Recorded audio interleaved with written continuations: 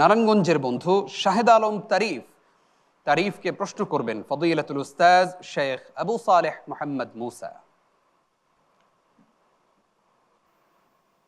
السلام عليكم ورحمة الله وبركاته. وعليكم السلام ورحمة الله وبركاته. أعوذ بالله من الشيطان الرجيم. بسم الله الرحمن الرحيم. فإن توليتم فما سألتكم من أجر. أعوذ بالله من الشيطان الرجيم.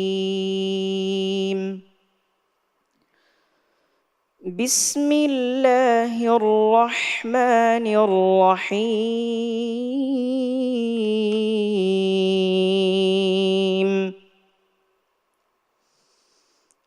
فإن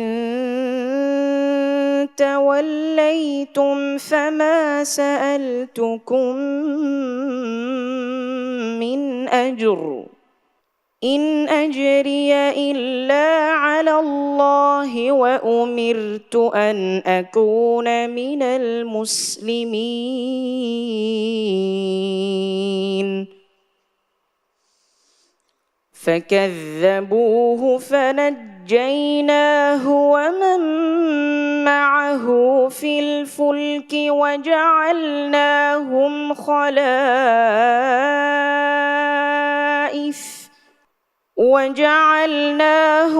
خلائف وأغرقنا الذين كذبوا بآياتنا فانظر كيف كان عاقبة المنذرين.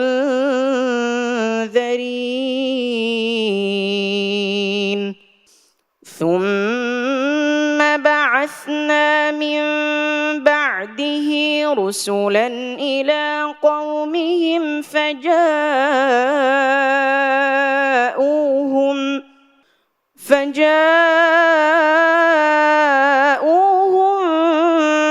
بالبينات فما كانوا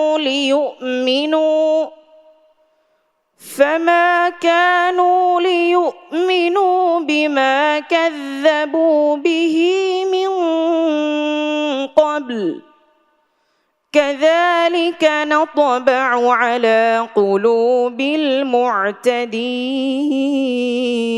المعتدين.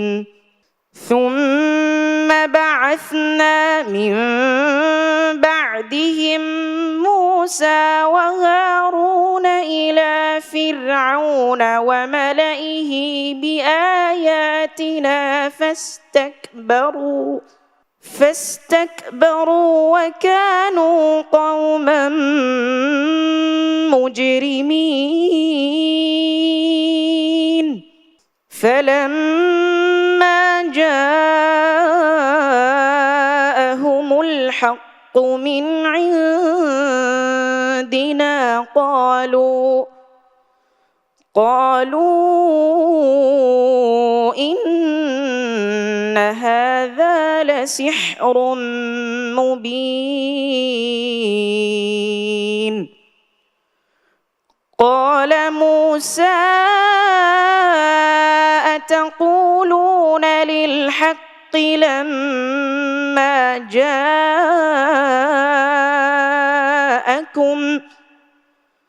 أسحر هذا ولا يفلح الساحرون. ما شاء الله. صدق الله العظيم. মাশাআল্লাহ। প্রিয় দর্শক, নারায়ণগঞ্জের প্রতিযোগী শাহেদ আলম তারিফ দারুণ একটি তিলাওয়াত আমাদেরকে উপহার দিল। তার তিলাওয়াত সম্পর্কে এবার মন্তব্য শুনতে চাইব প্রশ্নকারী ওস্তাদের কাছ থেকে।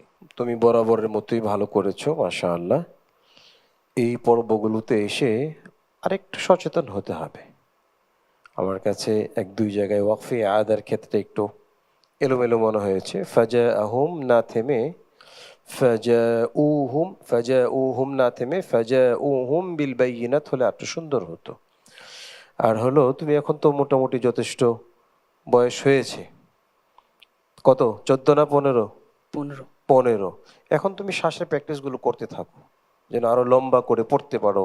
শ্বাসের প্রবলেম এক জায়গায় হয়েছে, এই বিষয়গুলো খেয়াল করলে মাশাআল্লাহ পড়া সুন্দর। আল্লাহ কবুল করুন। মন্তব্য করবেন উস্তাজ কারি মোহাম্মদ আব্দুল্লাহ।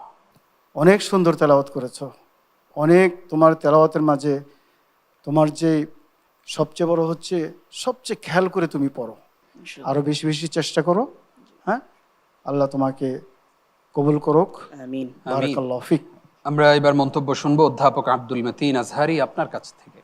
আমরা পূর্বেও তোমার তারিফ করেছি, তো আজকে আমি আমার দুই সম্মানিত কলিগের সাথে একমত হয়ে আমি বলছি তুমি সুন্দর পড়েছো আজকেও, কিন্তু আমরা যেই কাঙ্ক্ষিত মানটা চাই সেটার জন্য আরও একটু তোমার তিলাওয়াতের মানকে সমুন্নত করতে হবে ইনশাআল্লাহ।